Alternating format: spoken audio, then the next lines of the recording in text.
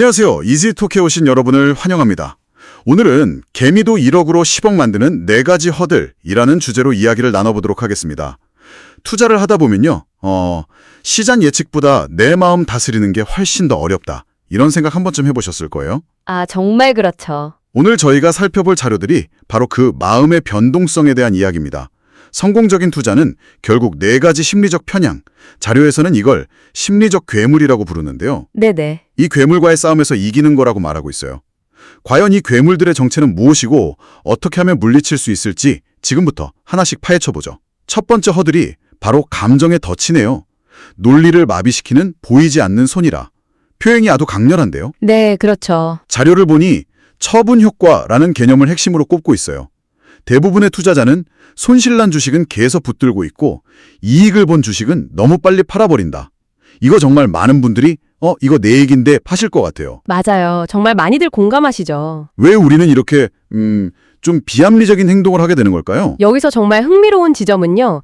이게 단순히 더하기 빼기 같은 숫자 계산의 문제가 아니라는 거예요. 아, 숫자의 문제가 아니다? 네, 이 자료들의 분석에 따르면 손실난 주식을 파는 행위는 내 선택이 틀렸어라는 그 실수를 인정하는 고통과 직결된다고 해요. 아하. 반대로 이익이 난 주식을 파는 건 혹시라도 이 수익이 사라지면 어떡하지? 하는 그 후회에 대한 두려움 때문이라는 거죠. 그렇군요. 바로 점프하게 만드는 일종의 지름길 역할을 하는 셈이에요. 머리로는 손절해야 한다는 걸 알아도 그 마음의 고통을 피하고 싶어서 결정을 미루는 거네요, 그러니까? 바로 그거죠. 그런데 감정이라고 하면 한두 가지가 아니잖아요.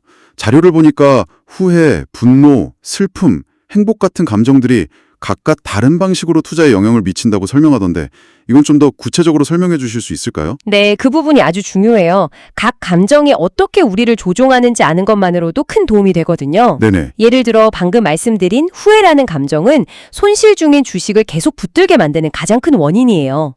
지금 팔면 진짜 최저점일 거야. 나중에 오르면 얼마나 후회하겠어. 뭐 이런 마음이죠. 아, 맞아요. 반면 분노는 좀 다르게 작동해요. 내 예측이 틀렸다는 사실에 화가 나잖아요. 그렇죠. 그러면 오히려 그 주식에 대해 비합리적인 믿음을 갖게 만들기도 해요. 내 판단이 맞았다는 걸 시장에 증명하고 말겠어 같은 오기가 생기는 거죠. 화가 나면 오히려 더 고집을 부리게 된다. 와, 슬픔이나 행복 같은 감정까지 투자에 영향을 준다는 건 좀 의외인데요? 그렇죠. 근데 영향이 아주 큽니다. 그래요? 이 자료의 연구에 따르면 슬픔은 사람을 굉장히 위축시켜요. 그래서 리스크를 감소하려는 의지를 비정상적으로 낮추고 아주 작은 이익이라도 빨리 실현해서 심리적 안정감을 차려놓는 행동, 그러니까 잦은 단타 매매로 이어질 수 있다고 분석해요. 아, 반대로 행복할 때는 어떨까요? 세상이 다 아름다워 보이죠? 그렇죠. 다 좋아 보이죠? 그래서 리스크를 과소평가하고 긍정적인 뉴스만 골라서 믿으려는 경향이 강해져요. 상승장에서 느끼는 행복감 때문에 이 정도 조정은 괜찮아 하면서 위험 신호를 무시하게 되는 경우가 바로 이런 경우입니다. 와, 정말 감정 하나하나가 투자 결정의 방향키를 쥐고 있었네요. 그럼 이 교묘한 감정의 덫에서 빠져나올 방법은 뭘까요? 자료에서 제시하는 해독제가 궁금한데요. 가장 중요한 첫 번째 원칙은 감정을 억지로 누르려고 하지 말라는 거예요. 누르지 말라. 네. 대부분 실패할 뿐만 아니라 억누르려는 노력 자체가 오히려 판단력을 더 흐리게 만든다고 해요.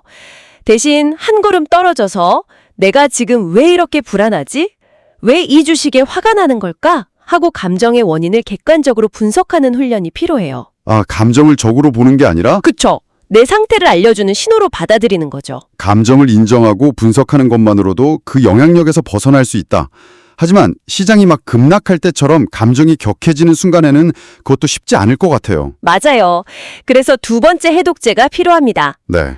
바로 내가 감정적으로 취약해지는 순간을 미리 예상하고 자동장치를 만들어두는 거예요. 자동장치요? 예를 들면 만약 시장이 20% 이상 하락해서 내가 공포에 질려 모든 걸 팔려고 하면 그때는 무조건 나를 말려줘 라고 신뢰할 수 있는 친구나 재무 상담사에게 미리 약속을 받아두는 거죠. 아, 일종의 감정 안전핀을 미리 설치해 두는 거군요. 네, 좋은 표현이네요. 감정 안전핀. 감정이 격해질 땐 어떤 결정도 내리지 않고 시간을 버는 것, 그것이 최선의 전략입니다. 보지 못하면 결국 손실을 만회하려는 조급함으로 이어지기 쉬운데 어쩌면 이게 바로 두 번째 얻으린 탐욕의 불길로 넘어가는 다리가 아닐까 싶네요. 정확히 보셨어요. 조지 소로스가 이런 말을 했다죠.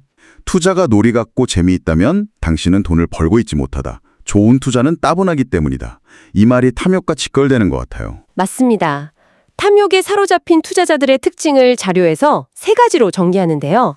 첫째, 필요 이상으로 잦은 매매. 네. 둘째, 나만 소외될 수 없다는 그 FOMO 심리 때문에 너무 늦게 시장에 뛰어드는 것. 그리고 마지막으로 기업의 본질적인 가치를 분석하는 지루한 과정을 건너뛰는 겁니다.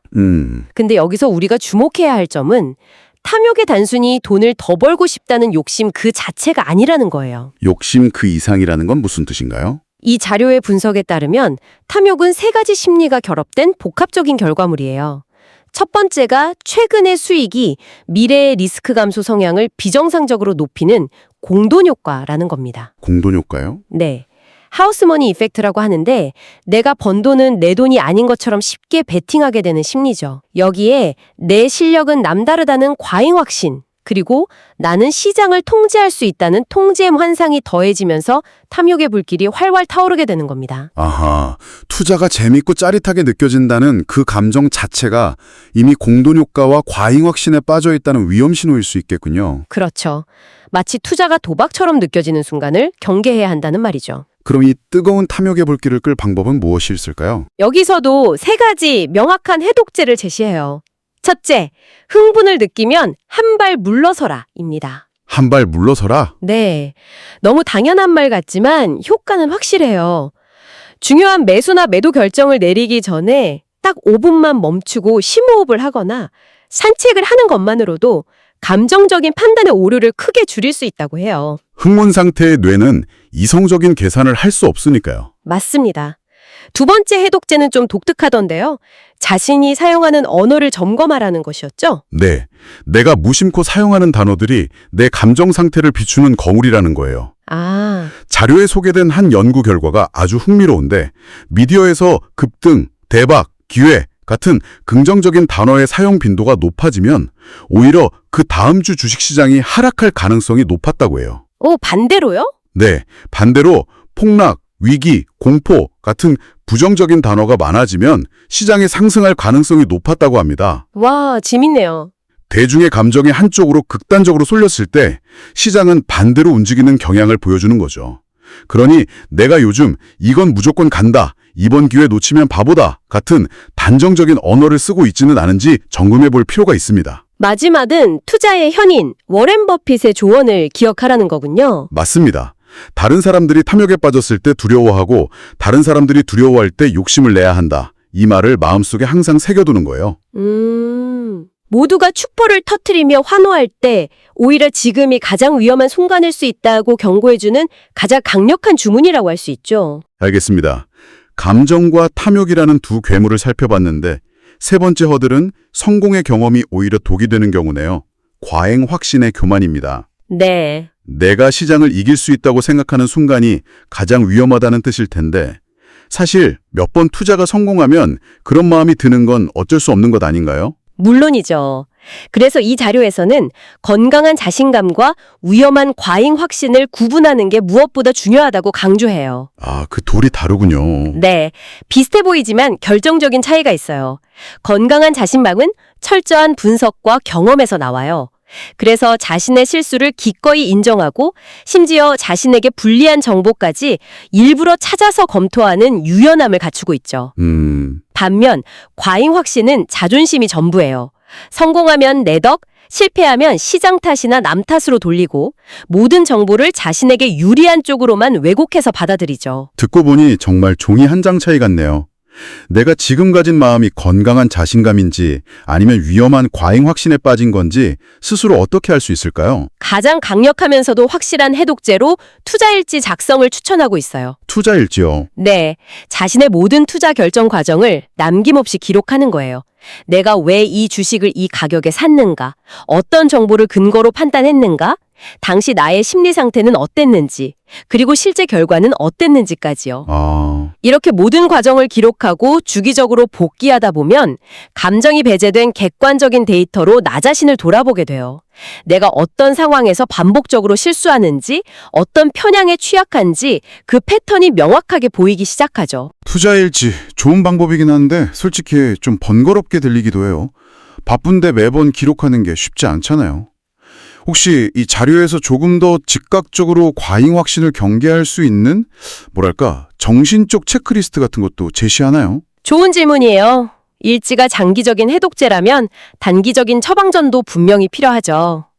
자료에서는 전살적인 트레이더 빅터 스페란데오의 조언을 인용해요. 네. 그는 항상 스스로에게 이렇게 질문했다고 합니다. 상황이 가장 좋아 보일 때 무엇이 잘못될 수 있는가? 아, 가장 좋을 때 뭐가 잘못될 수 있나? 네. 즉, 내 판단에 대한 가장 강력한 반론을 스스로 제기해보는 거예요. 내가 놓치고 있는 리스크는 없는지, 내 분석의 가장 약한 고리는 무엇인지 의도적으로 찾아보는 거죠. 이런 악마의 변호인 역할을 스스로 하는 것이 교만에 빠지지 않는 최고의 방법입니다. 이제 마지막 허들입니다. 공포와 패닉의 경계. 아마 대부분의 투자자분들이 가장 힘들어하는 순간이 아닐까 싶어요. 그렇죠. 시장이 하락할 때 모든 걸 다 팔아버리고 싶은 충동을 느끼는 바로 그 순간이죠. 이 자료에서는 공포와 패닉을 구분하는 게 아주 중요하다고 강조하던데 둘은 어떻게 다른 건가요? 네, 그 둘을 구분하는 것이 생존의 핵심이라고까지 말해요. 공포는 아직 행동으로 옮겨지기 전의 감정 상태예요. 여러 가지 위험 요소를 보면서 어떡하지? 망설이고 때로는 아무 결정도 내리지 못하는 분석 마비 상태에 빠지기도 하죠. 하지만 중요한 건 공포는 잘만 다루면 관리하고 극복할 수 있는 대상이라는 거예요. 아, 관리의 대상이다. 네, 반면에 패닉은 이미 이성의 끈이 끊어진 사후 반응의 감정이에요. 지금 당장 팔지 않으면 모든 걸 잃는다는 극심한 압박감에 시달리면서 비이성적인 투매, 즉 패닉셀링으로 이어지죠. 네. 생리학적으로도 공포는 우리 뇌에서 스트레스 호르몬을 분비시켜서 장기적인 관점이나 유연한 사고를 아예 불가능하게 만들고 극단적인 단기 생존 모드로 전환시켜버립니다. 모두가 두려워할 때가 기회라는 말도 있잖아요. 이 공포를 어떻게 하면 기회로 바꿀 수 있을까요? 여기서도 세 가지 해법을 제시합니다. 첫째, 주식시장은 우려의 벽을 타고 오른다는 오래된 격언을 이해해야 해요. 우려의 벽을 타고 오른다. 네, 시장은 투자자들의 걱정과 불안감 속에서 조용히 상승하는 경우가 많거든요. 대부분의 사람들은 불확실성이 완전히 사라질 때까지 기다리다가 너무 비싼 가격에 시장에 진입하죠. 맞아요. 자료에 따르면 역사적으로 시장의 불안감이 극에 달했을 때 감정적인 용기를 내어 매수한 행동이 장기적으로 훨씬 더 좋은 결과를 낳았다고 해요. 하지만 그 감정적인 용기라는 게 참 어렵죠. 자칫하면 떨어지는 칼날을 잡는 무모한 행동이 될 수도 있잖아요. 바로 그겁니다. 그래서 두 번째 해법이 중요해요. 떨어지는 칼날은 잡지 마라. 방금 전 말과는 좀 다른데요? 네, 이 두 격언은 서로 모순되는 것 같지만 사실은 동전의 양면이에요. 핵심은 지금 시장의 감정이 관리 가능한 수준의 공포인지 아니면 걷잡을 수 없는 패닉 상태인지 구분하는 능력에 있어요. 아, 그 둘을 구분하는 것. 네, 공포의 단계에서는 분할 매수로 대응하며 기회를 잡을 수 있지만 모든 투자자가 이성을 잃고 던지는 패닉 상태에서는 한 걸음 물러서서 폭풍이 지나가길 기다려야 한다는 거죠. 하지만 그 두 가지를 구분하는 게 핵심이라는 말이 가장 어렵게 들리네요. 관리 가능한 공포와 걷잡을 수 없는 패닉 사이의 경계가 대체 어디에 있는 걸까요? 그 경계를 칼로 자르듯 구분할 수 있는 명확한 공식은 없어요. 그래서 마지막 세 번째 해법이 필요한 겁니다. 그게 뭔가요? 용기는 훈련을 통해 길러진다. 강인한 정신력은 하루아침에 생기지 않아요. 과거 시장의 폭락 데이터를 보면서 이런 공포도 결국 지나갔구나를 학습하는 경험. 네. 또 소액으로 하락장을 겪어보는 연습. 그리고 앞서 말한 투자 일지를 통해 자신의 감정적 반응을 객관적으로 관찰하는 정신적 훈련. 이런 것들이 쌓여서 공포와 패닉을 구분하는 내공이 길러지는 겁니다.